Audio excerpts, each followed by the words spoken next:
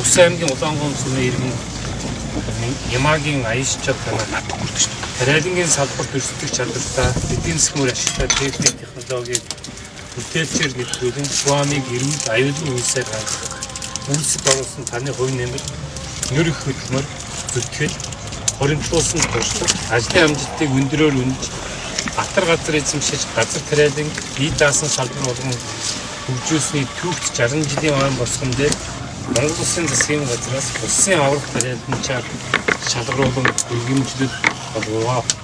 Монгол Улсын ерөнхий сайд Улмаагийн үйлсэл улсын хурлын гишүүн хөлсөд амжихгүй хөнгөн үйлдвэрийн сайд чөлбөлийн улаан гэсэн юм өргөмжлөлөөр бас гадуулж ёо ерөнхий сайдын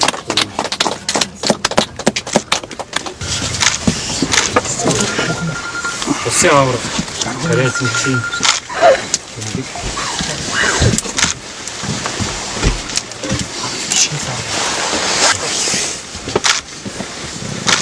Саур тариалж байна. За энэ. Монгол Улсын аврах тариаланчаар шалгарсан аяшч байж за түүний гэр бүлийн хүндэтгэн та хоёртоо мөн танай гэр бүлийн юм. Сайн сайхан бүхнээ хүсэж гэр бүлийн хүссэн өрөөё.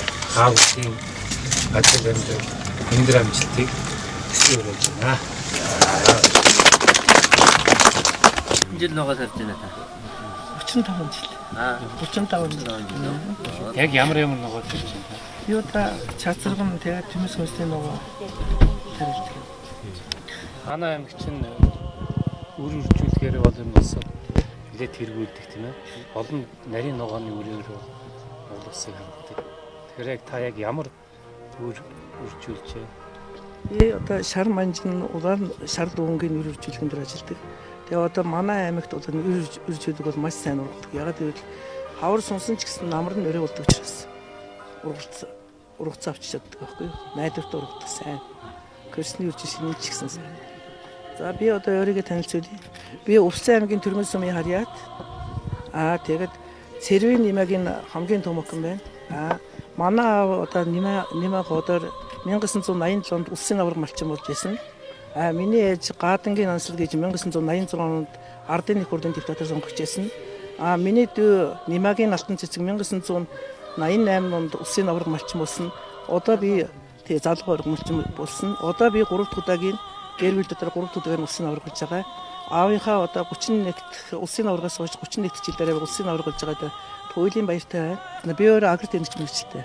Ховдын хөтөлбөрийн техник хэмжээг 1983 онд төгссөн. Тэгээ би энэ мэргэжилтэд одоо 35 жил ажиллаад одоо ингээд явж байгаа. Одоо би өөрөө бол 6 залуу 3 нөхөн 9 хүүхдийн ээж. Одоо төрийн дээд өндөр ийм шагнал авч байгаа туйлын баяртай байна.